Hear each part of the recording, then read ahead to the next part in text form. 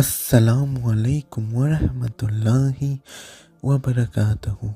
Greetings, brothers and sisters. I am Captain Muslim with Ahmed the Ameen. As-Salamu Alaikum.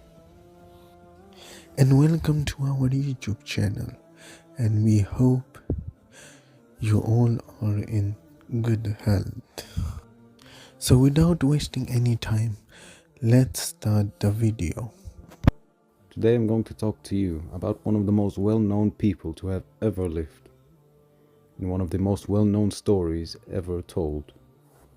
A prophet, a man sent by God as a warner and as a shepherd to the people, to bring them, the people who were astray, back to the straight path that God had ordained for mankind. Noah, or Nuh, the Prophet Nuh Alye Salam, was among the righteous and won favor in God's sight. And it is for this reason that God chose him to be one of his messengers. The story of Noah starts almost a dozen generations after the Prophet Adam Alye Salam, at a time where people forgot about God And started to worship idols. and began to stray from the straight path. A time when the wicked and the unrighteous thrived, where evil thrived. God saw this and wished to bring people back to him, back to the truth, back to righteousness. So Ar-Rahman, the most merciful, sent a messenger, and that messenger was Nuh Alayhi Salam, Noah. After Nuh had urged them to turn back to their Creator, they were stubborn and their hearts were hardened to the truth. They rejected their brother and called him names they would not listen, with the exception of a few. Whenever Prophet Nuh Alye Salam preached about Islam, the idol worshipper would say, "You must stop, otherwise we will stone you." But Prophet Nuh Alye Salam ignored them. But one day, idol worshipper stoned him, and some idol worshippers would pick up a stick and beat him up. They would say, "You are no prophet. You are just like us. Why should we believe you?" Then Prophet Nuh Alye Salam replied, "I'm just telling you the true message of God."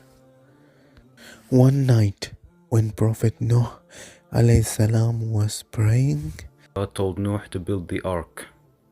The ark was a ship so big it could fit a pair of every single animal in the world, alongside all the insects, Nuh and his followers, along with all the food and provisions to last roughly an entire year.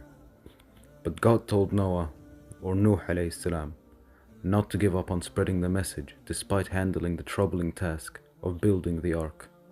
He was ridiculed and called names by the people he was once close to, and yet he kept his chin up, was proud, and set out to complete what God instructed him to do. God told Noah he would flood the entire earth, so that the wicked would drown along with their evil. before God asked Prophet Nuh Alye Salam to build a ship, he told him to plant some trees. So Prophet Nuh Alye Salam did what Allah told him to do, and some of the believers helped him in it. And then God told Prophet Nuh Alye Salam to build an ark, which is the ship. Then Prophet Nuh Alye Salam was confused because he didn't knew how to build a ship. So he took the help of Maliks. First, they did the plan. No one knows the exact size of the ship. So like some of his children and believers said to Prophet Nuh Alye Salam, "We will help you to build the ship. Prophet Nuh Alye Salam had to cut the trees to build the ship. Yes, it was the same trees which he had planted. Everyone worked hard to make the ship. People thought, why is the Prophet making the ship? They thought that the Prophet had lost his mind. The disbelievers started making fun of the Prophet. After many days of hard work, the ship was finally ready, and the time for the flooding was near.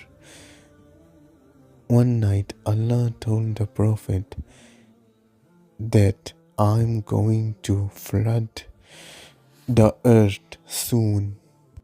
And while the day of flood was coming nearer, the animals started to arrive one by one female and one male. There were many animals like lions, elephants, rabbits, giraffe. And then slowly the ship was full of animals. One day it was raining and the water suddenly came into the Prophet's kitchen. This was the sign which the Prophet was waiting for. The Prophet Nuh Alye Salam understood that the earth is going to flood soon. So he ran out immediately and informed every Muslim to go to the ship immediately. When the flood came, the evildoers were drowned, and the earth was drenched in water. The only survivors were the fish, the animals of the ark, and the believers. The entire earth was full of water. The Prophet said, Bismillah. When the Prophet had uttered his words, then the ship started moving. Now the rain had stopped, and Prophet knew he had to sail for a long time. I know you guys might be wondering, didn't the wild animals hated each other? Then how did they live together? Well, the answer to that question is sickness. Allah subhanahu wa ta'ala had everything planned. Like the ship was suitable, like as the ship was suitable for a silent sheep, while for the violent lion as well. Like Allah subhanahu wa ta'ala had made all the wild animals sick, so every animals can live together. Every animals live together. They eat stuff, they sleep. Everyone lived. No one hurted each other. But there was one thing which troubled the Prophet as well, which was the rats. The rats were actually the troublemakers, running there and there. They were really the troublemakers, nibbling here and there. Then Prophet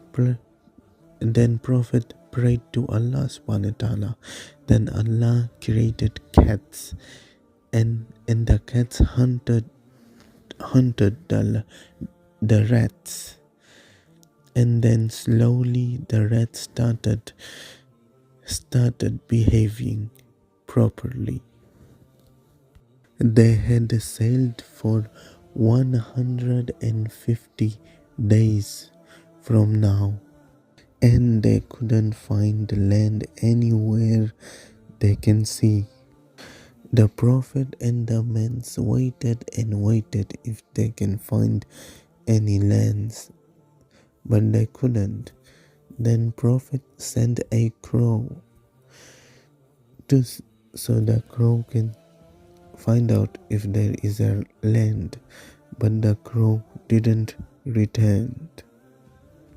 Then the Prophet sent the drove, so the drove flowed away After some time, when the dwarf returned, then the Prophet saw olive leaves on the beaks of the dwarf.